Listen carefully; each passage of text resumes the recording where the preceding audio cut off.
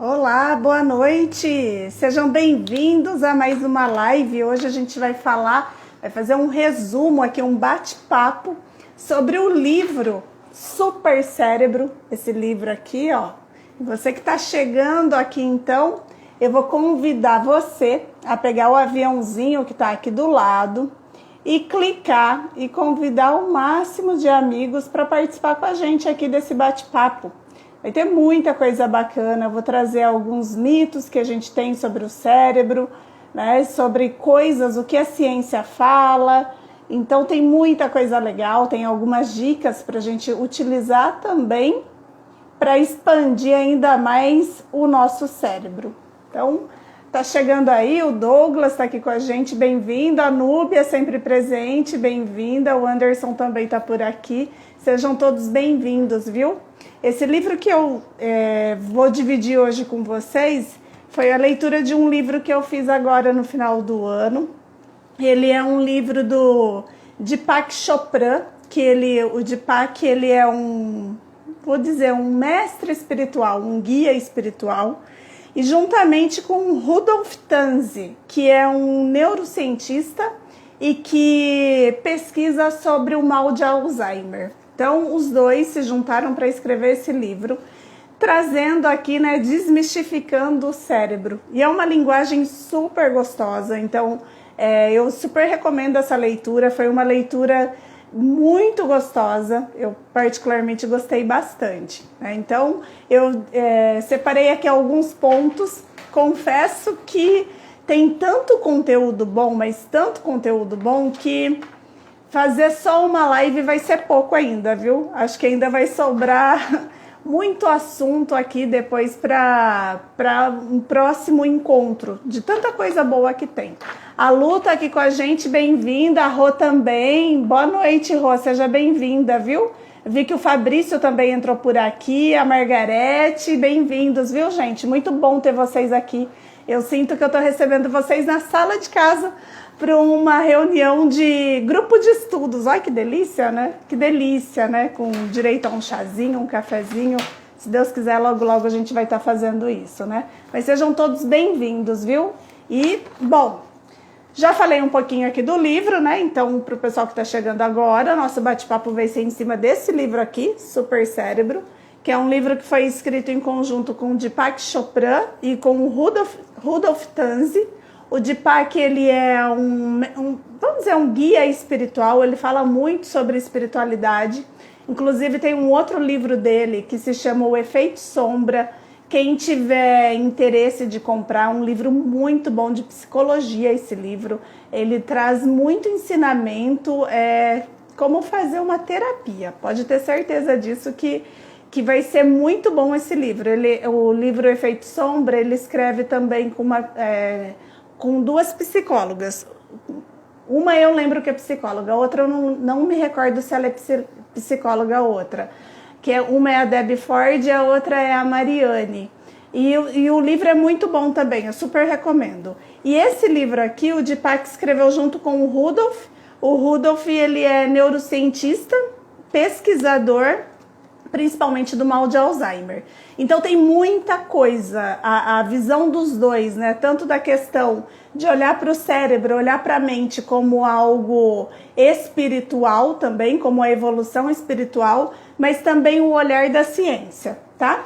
Bom, para começar, eu fiz uma cola aqui, ó, para garantir que eu vou trazer aqui tudo que eu poderia falar para vocês hoje, né? Então, assim, a gente já começa a leitura do livro, né? Eles trazendo essa informação, essa análise que a gente tanto escuta falar, né? Que o cérebro, ele possui mais de 100 bilhões de células nervosas. O que isso significa, né? Que essas células nervosas, elas são capazes de criar mais de 1 trilhão de sinapses neurais. O que isso quer dizer? Então, eu vou tentar explicar de uma forma bem simples para fazer sentido para a gente, né? Porque a gente escuta esses termos, eu mesmo, às vezes eu escuto e falo, gente, isso daí não faz sentido para mim. Então, eu acho que quando a gente explica de uma forma simples, fica mais fácil para a gente entender.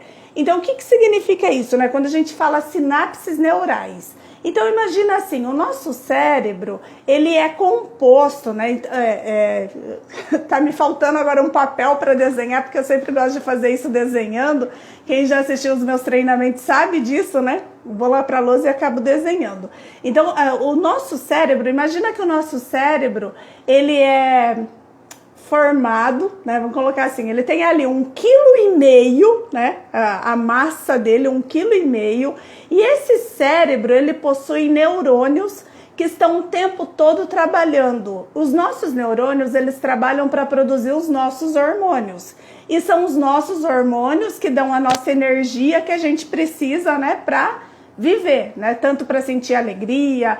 Muitas vezes a gente tem os neurônios que produzem alguns neurotransmissores e vão ter os hormônios que vão trazer para a gente a ansiedade, o estresse, enfim. E quando esses neurônios eles estão trabalhando, eles vão criando as suas sinapses neurais. O que são as sinapses? Vamos imaginar que são como uns caminhos. Ela vai fazendo os caminhos. Então imagina assim, ó. Por exemplo, imagino que todo mundo que está aqui na live saiba dirigir. E quando você foi aprender a dirigir, o seu cérebro ele não tinha ainda essa sinapse, ele não tinha ainda esse caminho da direção. Quando você começou a aprender, ele começou a criar essa sinapse. Então é como se ele fosse criando um atalho ali, né, da competência aprender a dirigir, do hábito de aprender a dirigir. Quando ele cria esse caminho, então, à medida que você estava aprendendo, e se você se recordar, eu vou falar da minha experiência, né? A minha experiência, eu me recordo que foi uma experiência que eu precisei ter muita atenção, redobrar muito o meu foco, né? Para poder aprender direitinho. Não foi uma experiência, não foi algo fácil, não foi algo que eu aprendi fácil. Por quê? Porque eu não tinha ainda essa experiência, então o meu cérebro ele começou a desenvolver essa sinapse. Quando ele desenvolveu essa sinapse de dirigir, aquilo ficou um atalho automático, né? Depois de um tempo, hoje, por exemplo, eu entro no carro, eu pego o carro, liguei a chave, como se na minha cabeça, né, os meus neurônios ali trabalhando, ele já pega o caminho, o atalho, né, dirigir. Ele já pega aquele atalho ali e já faz a sinapse. Então, quando a gente lê no livro que ele fala assim, nosso cérebro possui 100 bilhões de células nervosas e 1 trilhão de sinapses neurais, o que ele está querendo dizer é que o nosso cérebro ele se expande e ele cria o tempo todo novas trilhas de aprendizado, tá? Aí ele faz uma comparação já no começo do livro sobre o cérebro básico e o supercérebro. O que significa isso, né? O cérebro básico. Se a gente cria 1 trilhão de sinapse, e uma outra coisa que mais pra frente, ali no meio do livro, ele vai quebrar alguns mitos também, porque um dos mitos que se tinha é de que o cérebro, depois de um tempo, parava de evoluir, e isso a ciência já quebrou, porque o cérebro está em constante evolução, independente da sua idade, né? Porque se são sinapses que se criam, independente da sua idade. Você pode estar com 80 anos, e se você for uma pessoa que busca por aprendizado, você vai estar, seu cérebro ainda vai estar evoluindo. Então, a comparação que ele faz do cérebro básico com o cérebro superbásico. O cérebro superbásico não, com o supercérebro, né? O cérebro básico é aquele cérebro mais do mesmo. Ou seja, é um cérebro que parou de aprender, né? A pessoa por si só, por suas escolhas, entrou no automático, né? Como quem já leu meu livro, Liderança Modo On, eu falo muito isso do modo off e do modo on. Então, quando a pessoa entra no modo off, né, fazer mais do mesmo, quando ela fica repetindo o mesmo padrão, quando ela começa a ter a mesma rotina, quando ela começa a ter aquela sensação de que todos os dias é a mesma coisa, que de segunda a sexta é a mesma coisa, e às vezes a pessoa dá até uma perdida no meio da semana do tipo assim, meu Deus, que dia é hoje, né? Porque ela faz tanto a mesma coisa, esse cérebro ele deixa de evoluir. E para esse cérebro, a definição que eles dão no livro é o cérebro básico. É aquele cérebro que é mais do mesmo, né? E o supercérebro é o cérebro que se expande, é o cérebro que está em constante evolução. E uma coisa que eu achei interessante, eu até anotei essa frase, né, de tantas frases que eu vi no livro, essa foi uma das que me chamou bastante atenção, que ele fala assim, que quando a gente nasce, o nosso coração e o nosso fígado, por exemplo, eles vão ser o mesmo até o final da nossa vida, né? Se a gente não precisar passar por nenhum transplante, alguma coisa assim, né? Se a gente for totalmente saudável e tudo mais, os órgãos que você nasce, o coração e o fígado, ele vai ser praticamente o mesmo, desde que você nasce até quando você morrer.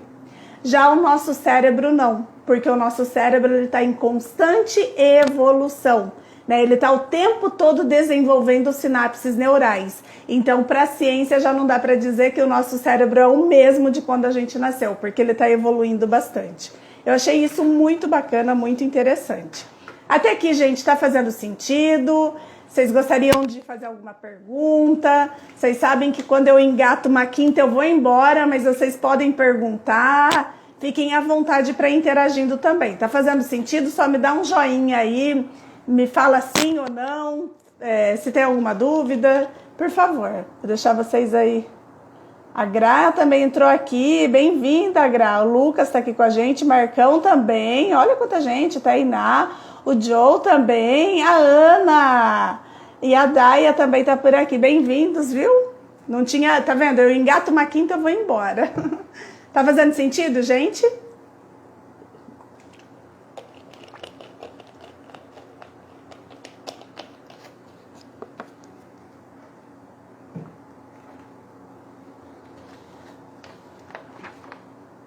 Bom, qualquer coisa vocês escrevam aí, tá? As perguntas também são sempre bem-vindas.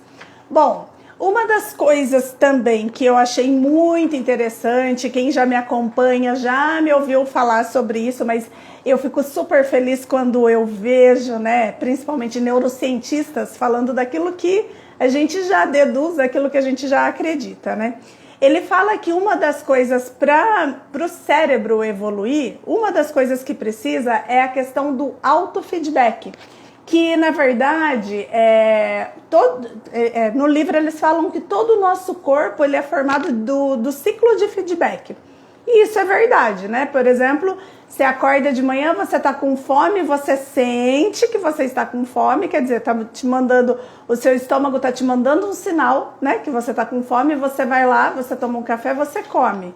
Quando você come, você se sente satisfeito. Então, ali teve um ciclo, né? Um ciclo do feedback. Seu organismo te deu um sinal, você atendeu isso e depois você... É que a gente não para pensar nisso, né? Porque é tão no automático que a gente não para observar essas coisas. Mas é tudo dentro do nosso organismo, existe um ciclo de feedback. E quando ele fala do cérebro, e ele fala muito do cérebro e da mente, né? Dos dois andando juntos ali, ele fala muito dessa questão para o cérebro expandir, o quanto que é importante o cuidado que a gente deve ter com o nosso autofeedback. O que é o nosso autofeedback? É aquela voz interna que todos nós temos na nossa cabeça. Então, por exemplo, assim, existem pessoas que têm dificuldade, às vezes, para aprender alguma coisa. Então, sei lá, vamos pegar o inglês. A pessoa tem dificuldade de aprender o inglês. E aí, ela começa, né, no autofeedback dela, acho que oscilou aqui um pouquinho a minha internet, mas eu acho... Eu vou só jogar aqui para os dados móveis, só para garantir que a gente vai ter a minha internet, mas eu já... Pronto, acho que agora tá legal. Eu joguei aqui para os dados móveis, daqui a pouquinho já estabelece o sinal aí.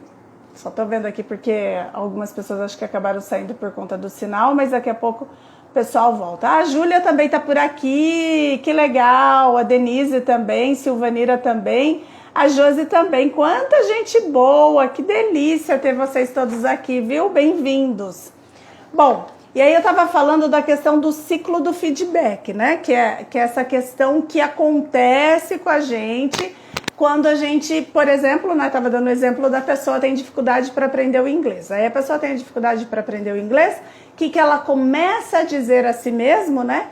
Que ela não é boa o suficiente, que ela tem essa dificuldade com tudo, né? Generaliza. O problema é ali com o inglês, mas ela acaba generalizando. Quando ela faz isso, ela está criando uma sinapse neural de um autofeedback para tudo que envolve aprendizado. Então amanhã depois ela vai tentar aprender outra coisa, sei lá, vai tentar aprender a dirigir. A primeira dificuldade que ela tem é esse autofeedback que ela sempre alimenta, né? Por isso que é feedback, né? Porque o que é o feedback? É dar retorno, né? Então, a pessoa está fazendo sempre esse ciclo, ela está sempre alimentando aquela voz da crítica interna com algo negativo. Todas as vezes que ela tenta aprender alguma coisa, essa sinapse neural que ela criou, né? Essa sinapse, esse caminho que ela criou de autofeedback envolvendo aprendizado, acaba voltando para ela e ela nem percebe que aí ela acaba se programando para falhar.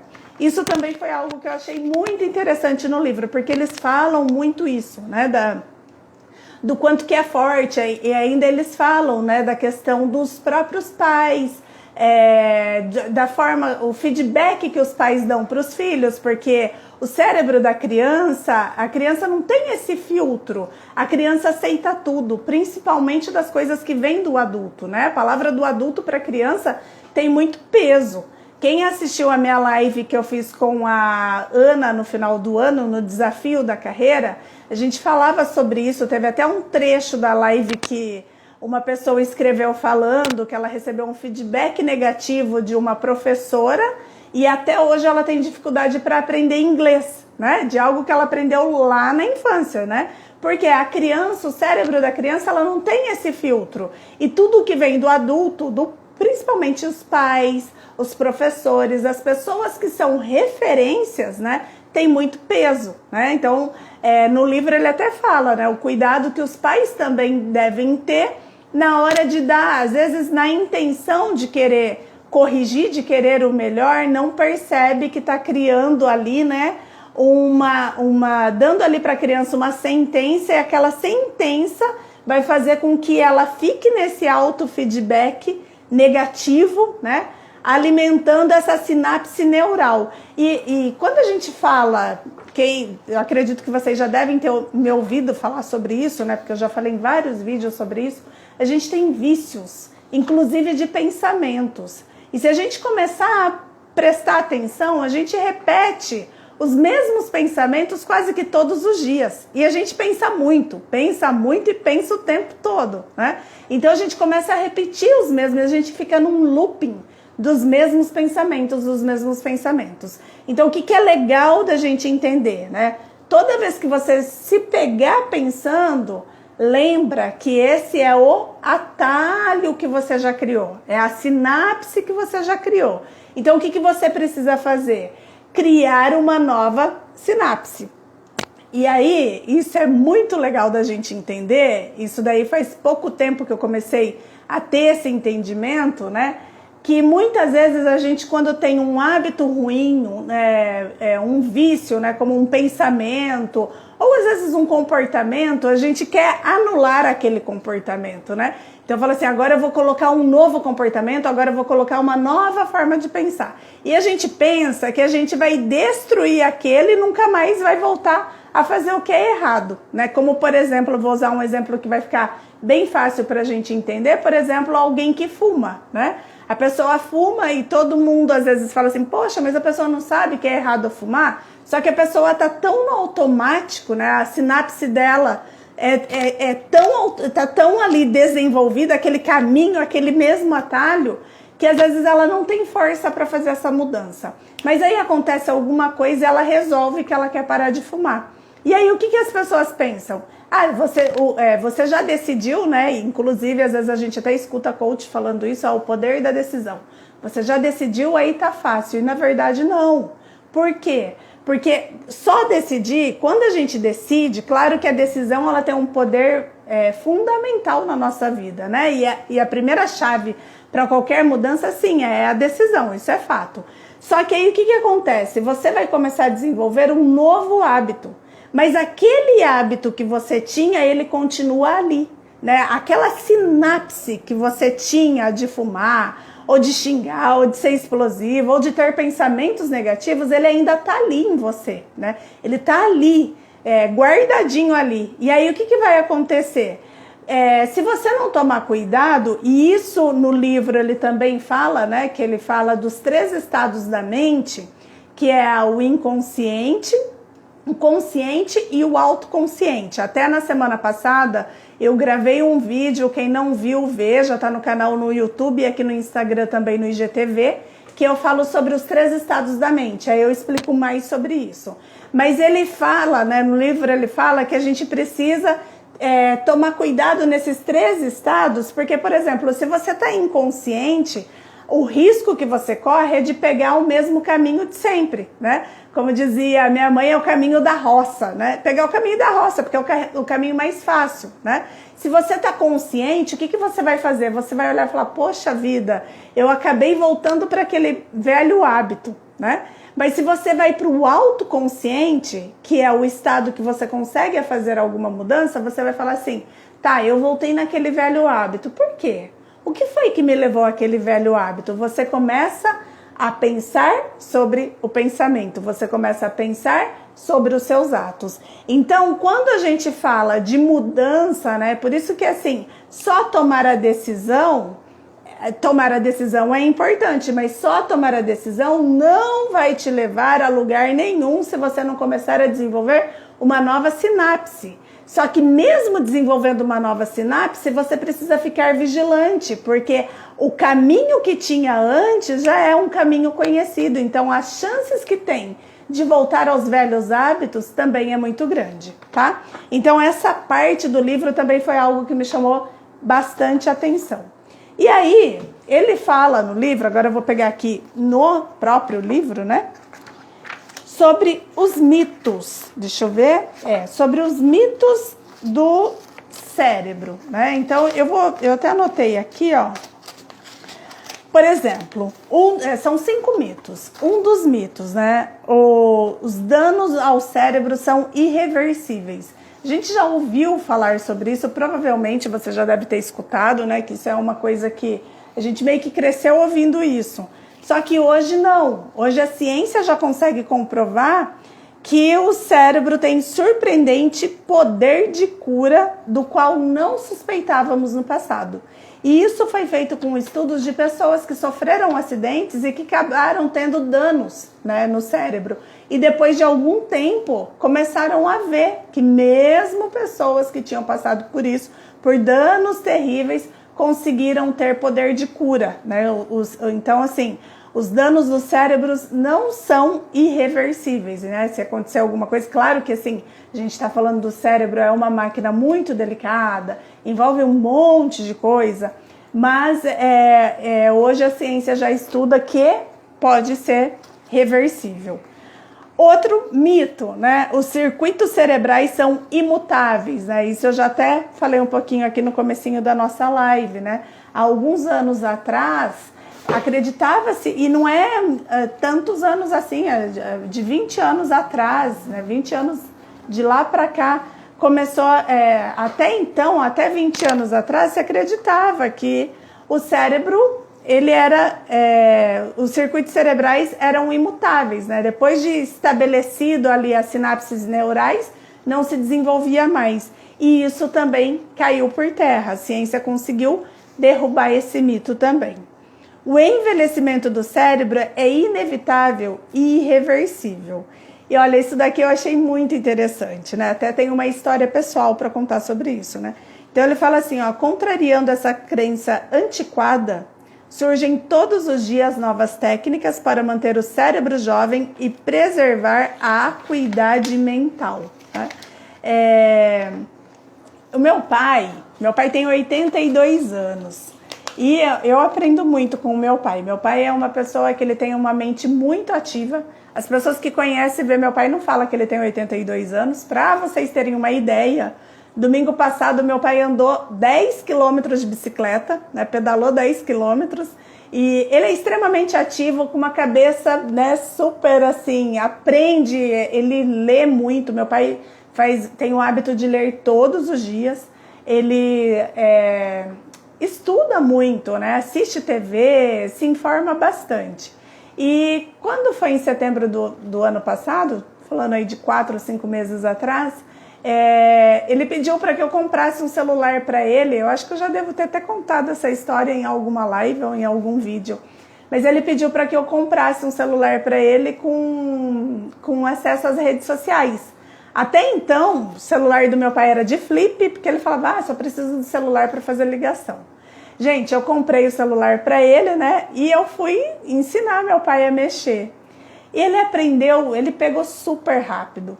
Meu pai manda todo dia, ele manda áudio pra gente. Esses dias ele aprendeu a tirar foto com o WhatsApp também.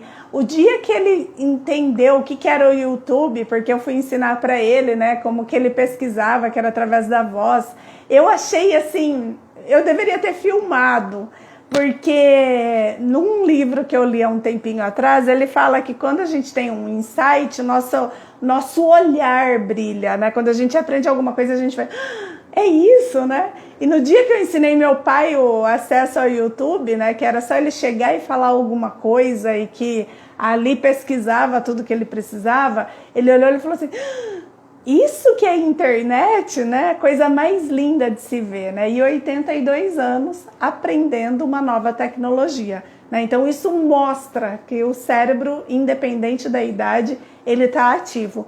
E a gente vê, né? Até ontem, conversando com o meu pai sobre outras coisas aleatórias, a gente estava pesquisando sobre o Silvio Santos. E a gente viu que o Silvio Santos tem 90 anos e tá trabalhando, tá ativo. E a gente acabou vendo outros, né? Carlos Alberto de Nóbrega.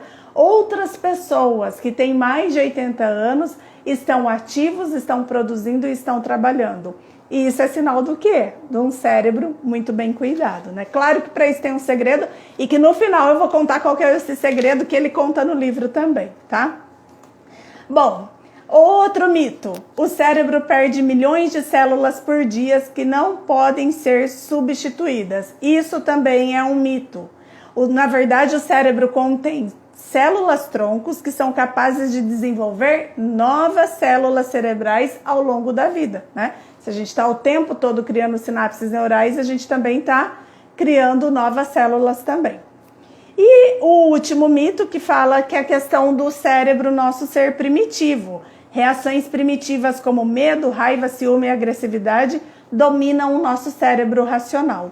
Na verdade, isso é um mito porque hoje, principalmente depois de estudar a autoconsciência, que lembra lá, inconsciente, né, os 3 estados da mente, inconsciente, consciente e autoconsciência, e a psicologia positiva vem hoje, né, trazendo muitos estudos de que é possível ensinar a gente a viver, né, com mais felicidade e também aprendendo a dominar as nossas emoções. Então isso eu também achei bem interessante.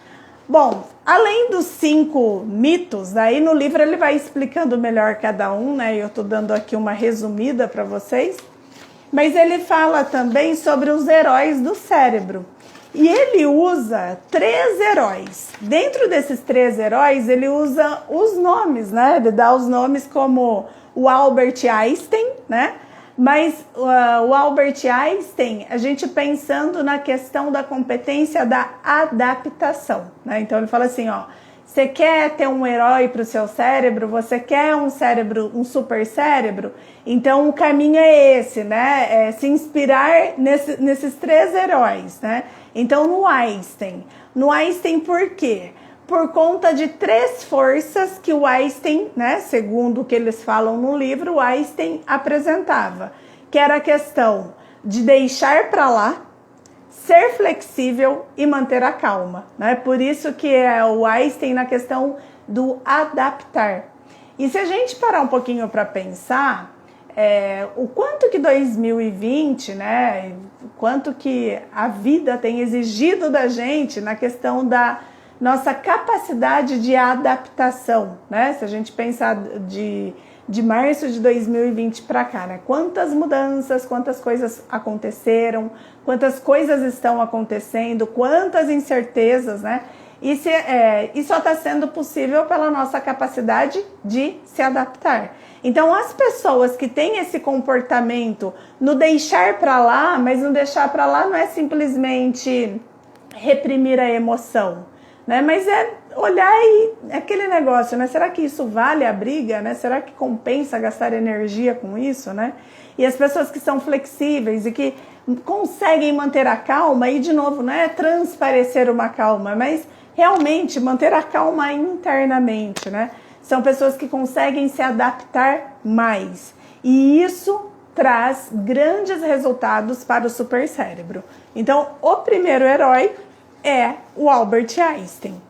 O segundo herói é um recém-nascido. Né? Eu achei tão fofinho essa parte, né? Porque ele fala assim que o recém-nascido na questão do integrar.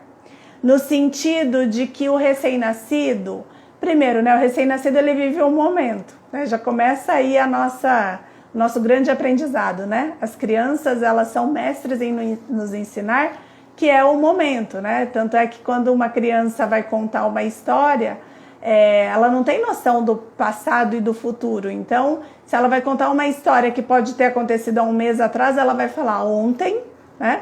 E se ela vai falar alguma coisa que vai fazer uma viagem, alguma coisa, é amanhã, né? Mesmo que isso possa demorar 6 meses, porque ela não tem essa noção do tempo. E isso mostra o quê? Que ela vive o momento presente. Então, o recém-nascido, ele já vem ensinar isso pra gente, né? O quanto que é importante a gente ter esse olhar de olhar tudo como novidade, né? Porque a criança enxerga tudo como novidade. Então, isso também é uma lição para o supercérebro e essa questão de aproveitar o presente, né? Por isso que entra muito nessa questão do supercérebro, tá? E o terceiro herói é o Buda, no sentido da gente expandir a nossa consciência, né? No sentido da gente entender, né, que nós não somos só pensamentos, que tem os nossos sentimentos também, analisar, que aí entra um pouco da questão da gente trabalhar os nossos autoconhecimentos, né, fazer o autoconhecimento, então analisar as nossas emoções, analisar os nossos medos, analisar os nossos pensamentos, fazer uma análise mais profunda, né? Quando a gente começa a fazer isso, a gente começa a expandir mais a nossa consciência. E uma coisa está ligada com a outra, né? Quando a gente expande a nossa consciência, a gente começa a evoluir e a inspirar, né? A gente mesmo e os outros também, tá? Até aqui, gente, tá tranquilo, tá fazendo sentido.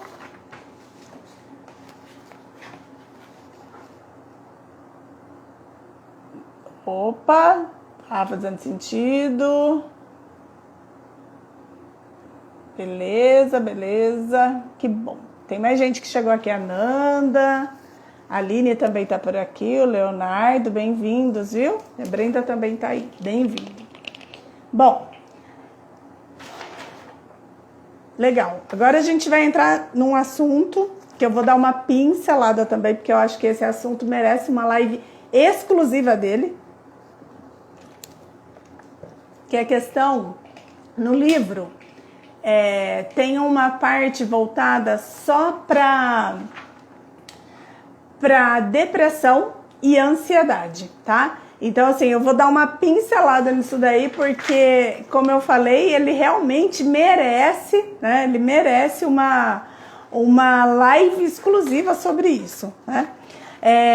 A questão da depressão, né? Ele fala principalmente da questão do autofeedback, lembra, né? A hora que eu expliquei sobre o autofeedback. Então, isso também pode ser um dos caminhos para levar para a depressão. Deixa eu ver se eu acho fácil aqui, para pegar aqui para falar. Aqui, ó. Ah, tem uma outra parte aqui que eu particularmente gostei bastante, que é a questão do peso também, né? No livro ele fala também bastante sobre isso, da questão do peso e da alimentação. Peso mesmo, né? Do peso e da alimentação.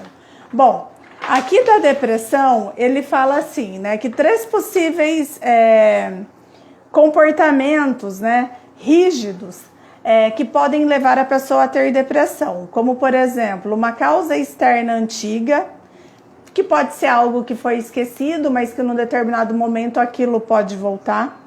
Uma reação a essa causa que por alguma razão não é saudável ou não foi examinada.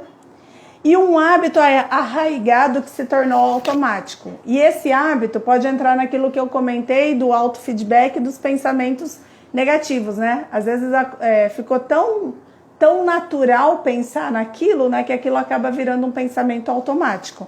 Então isso também pode ser um gatilho para levar à depressão. Só que é óbvio, né, gente? A depressão tem várias coisas que podem levar, né? Além da questão emocional, tem a questão fisiológica, né?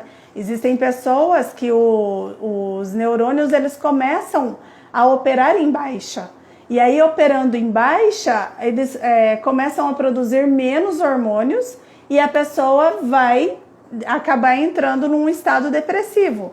E para isso, muitas pessoas precisam fazer uso de medicamentos, para os medicamentos fazerem o trabalho dos neurotransmissores, para que a pessoa possa voltar a produzir hormônio e voltar a estabilizar, né? Por isso que eu falei, é um assunto que eu acho que seria legal a gente tratar numa live exclusiva para isso. Mas é interessante porque no livro ele fala, né? Ele fala sobre essa questão da depressão e também da ansiedade, principalmente da ansiedade, que é a questão da nossa mente acelerada, né? Então ele fala muito da questão assim do excesso do futuro, né? Ansiedade é excesso de futuro. Às vezes a depressão pode ser caracterizada como excesso de passado e a ansiedade caracterizada como o excesso de futuro. E o quanto que a ansiedade nos faz mal, porque a ansiedade ela rouba a gente da gente mesmo, né? Então isso é uma das coisas que me chamou bastante atenção. E principalmente porque tem uma das partes aqui, que eu até me senti voltando para a psicanálise na hora, né? Que ele fala que é a questão que Freud relacionou como a depressão como algo ligado ao luto, principalmente pela falta de esperança. Geralmente quando as pessoas elas estão num estado depressivo, elas sentem isso, né? Que faltou a esperança, por isso que vem às vezes o desânimo, que vem a dor e tem aquela sensação de que aquele estado que elas estão nunca vai passar, né? Então por isso que é importante procurar ajuda e ajuda profissional, né? Procurar um bom terapeuta, procurar uma ajuda profissional mesmo, né? Às vezes as pessoas vão procurar alguns amigos para desabafar, nem sempre o amigo vai ter a empatia com você e às vezes você vai ter aquela sensação de que o amigo está te julgando e algo que deveria ser bom pode ser pior, né? Então tem coisas que a gente precisa recorrer, por mais que amigos, né? Ter amigos, ter pessoas que a gente possa conversar é bom, mas tem coisas que a gente precisa recorrer a bons profissionais, né? Bom, e aí o que ele fala, né? Quais são as dicas de ouro para trabalhar a questão da gente pensar na expansão do supercérebro? 1, 2, 3, 4. Eu anotei quatro pontos aqui fundamentais.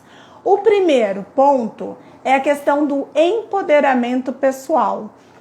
Por quê? Principalmente o empoderamento no sentido da gente trabalhar a nossa assertividade, da gente não deixar com que o nosso poder pessoal esteja na mão de outras pessoas. Então, por exemplo, quando a gente não diz aquilo que a gente está sentindo, né? Por isso que eu falei, a assertividade também, porque a gente deve dizer aquilo que a gente está sentindo, mas também levando em consideração o sentimento dos outros, né? Mas quando a gente abre mão eu não vou falar isso porque eu vou desagradar o outro. Quando a gente começa a colocar os outros acima das nossas necessidades, tudo isso são formas da gente abrir mão do nosso poder pessoal, né? Então, quando a gente toma o empoderamento de entender qual é o seu lugar, qual é o lugar do outro, respeitar o seu lugar e respeitar o lugar do outro, isso também ajuda a expandir o supercérebro. Outro ponto, né, que não é novidade para ninguém que está aqui, que eu sei, que é a questão da gente aprender coisas novas. O quanto que é importante a gente estar aprendendo coisas novas. Só que não só coisas novas daquilo que a gente, por exemplo, vai eu, né, que eu gosto de estudar, vou aprender mais sobre inteligência emocional. É bom, é importante. Mas é mais importante eu aprender coisas novas totalmente diferente da minha área, né? Por quê? Porque quando eu vou aprender coisas novas diferente da minha área, o que eu vou fazer? Eu vou ter que criar uma outra sinapse. Porque se eu vou aprender alguma coisa sobre inteligência emocional, eu vou pegar o caminho que eu já conheço e dar mais uma, né, expandida na minha trilhazinha da inteligência emocional. Mas quando eu vou aprender sobre marketing digital, que é uma coisa que não é do meu dia a dia, eu vou ter que desenvolver uma nova trilha, né? Então, aprender coisas novas e coisas diferentes. Até isso entra muito com uma nova competência que o mercado vem exigindo cada vez mais dos colaboradores, né? Cada vez mais dos profissionais, que é o lifelong learning, que é a nossa capacidade de aprender sempre e de coisas totalmente diferentes. Por exemplo, fazer um curso de culinária, fazer um curso de corte e costura. Teve uma época que eu fui aprender a costurar, né? Enquanto eu não fiz lá umas pecinhas, eu não saí do curso. Eu fiquei quase uns 4 meses lá, mas eu não saí do curso, porque eu queria exatamente isso. Eu queria criar essas novas trilhas, né? Então, aprender coisas novas e coisas diferentes, porque isso faz com que a gente saia da nossa zona de conforto, daquilo que já é natural pra gente. De repente, aprender a cantar, de repente, começar a escrever, por que não? Né? Por que não? De repente você descobre que você tem um escritor dentro de você, descobre que você tem um artista dentro de você, né? Por que não? Então, aprender coisas novas. Outra dica, a questão da alimentação, fala bastante no livro. O quanto que é importante a gente ter uma alimentação equilibrada. Não é nem no sentido de pensar em estética, em pensar em emagrecimento, mas o quanto que os alimentos, né, aquilo que a gente come, vai fortalecer, né, vai ser vitamina ou não para o nosso cérebro. E a dica que ele dá, depois se vocês quiserem até pesquisar mais sobre isso, né, eles falam que a dieta recomendada, claro que a dieta precisa também, né, ser acompanhada por um profissional, né, um nutricionista, mas eu tô falando aquilo que está no livro, né? A dieta que eles recomendam é a dieta do Mediterrâneo. Não sei se alguém já ouviu falar dessa dieta, se alguém já ouviu falar, se conhece ou se faz, coloca aqui um joinha pra gente. O Gu, meu afilhado, tá me falando um oi. Manda um beijo pra ele, viu, Rô? Oi, Gu, um beijo, a madrinha ama você, viu? Então, assim, é a dieta do Mediterrâneo, tá? Pelo que eu pesquisei, eu dei uma olhadinha nessa dieta, e tem muita gente aqui que vai gostar dessa dieta, porque fala até para tomar vinho, olha que delícia de dieta, né? Mas é uma dieta que a alimentação valoriza muito a questão das frutas, dos vegetais e do peixe, né? Então, pode comer as outras coisas, mas azeite, eu sei que é uma dieta rica em azeite também, de peixe, e também tem a questão do vinho. Então fica aí a dica para quem depois quiser dar uma pesquisada melhor sobre isso. Essa é a dieta que eles recomendam no livro, né? E a atividade física, que é recomendado, né, da questão de fazer de 3 a 5 vezes por semana, né? De fazer 3 vezes por semana já é bem recomendado. Mas se puder fazer de 3 a 5 vezes, é algo que vai ajudar bastante na questão da expansão do cérebro. Então, tudo isso para a gente ver assim, o quanto que o nosso sistema é um sistema integrado, né? O que significa isso, né? Eu preciso cuidar do corpo para cuidar da mente, para cuidar do cérebro, né? Então, é tudo uma coisa só, né? Corpo, mente e cérebro andam junto, né? Então, realmente é um sistema integrado. E se eu quero ter resultado em um deles, eu preciso também expandir todos os outros. Gente, eu acho que de dicas, né, do que tinha, assim, do que eu tirei aqui, do que eu, vamos dizer assim, chupei do livro, que eu pude tirar aqui desse livro, foi isso, né? Então fica aqui a recomendação. É uma leitura, apesar de ter um neurocientista, né? Porque todas as vezes que envolve leitura muito técnica, assim, às vezes dá uma preocupação, né? Mas é uma leitura gostosa, não é uma leitura difícil de fazer, é uma leitura gostosa. Quem tiver interesse, compra. É muito legal, no final de cada capítulo, ele traz um adendo, assim, né, sobre um assunto mais aprofundado, como a depressão, a ansiedade, a questão do peso, né, a questão da meditação, ele também fala bastante. Então, assim, vale a pena. É um assunto que acho que vai fazer bem para todo mundo, tá? Então, fica a dica aí do livro, ó, para quem quiser. Então, é o livro Super Cérebro, de Deepak Chopra e do Rudolf Tanzi, tá bom? Gostaram? Acha que a gente deve manter outras lives? A cada livro que eu ler, se eu achar coisas legais, vocês acham que deve fazer isso? Da gente fazer um resumão aqui, né? O que vocês acham? Vocês têm alguma pergunta, alguma dúvida? Ó, a Raquel tá por aqui, a Cleusa Borges também tá aqui com a gente, bem-vindas, viu? Até aqui tá tranquilo, gente? Vou aproveitar para fazer... Ah, legal, Núbia, obrigada. A Núbia tá falando que é super atual e necessário. Legal, brigadão, viu? Eu vou aproveitar para fazer um convite. Eu ainda não divulguei nos stories nem no feed, mas eu já vou falar de primeira mão aqui para vocês. No dia 24, principalmente para o pessoal que é profissional de RH. No dia 24 de fevereiro, às 4 horas da tarde, eu vou fazer uma aula sobre liderança ágil. Vai ser uma aula voltada para trabalhar a mentalidade do líder, mas voltado para esse cenário que nós estamos passando, né? Esse cenário que tão incerto, volátil, que muda o tempo todo. O link tá na bio, né? Entra ali na minha bio, é só clicar no Linktree, aí vai ver lá que tem aula online gratuita. É só entrar lá, fazer a inscrição é pelo Simpla, só para receber o link, que vai ser no dia 24, às 4 horas da tarde, tá bom? Divulguem para os contatos de vocês, pra gente fazer uma aula bem bacana aí, com bastante conhecimento e com bastante troca também.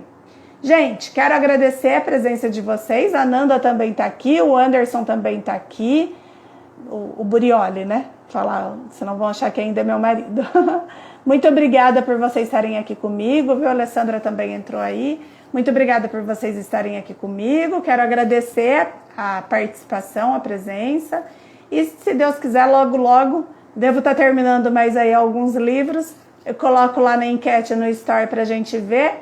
E eu volto aqui para dividir o conhecimento com vocês, viu? Um beijo, fiquem com Deus, uma boa noite.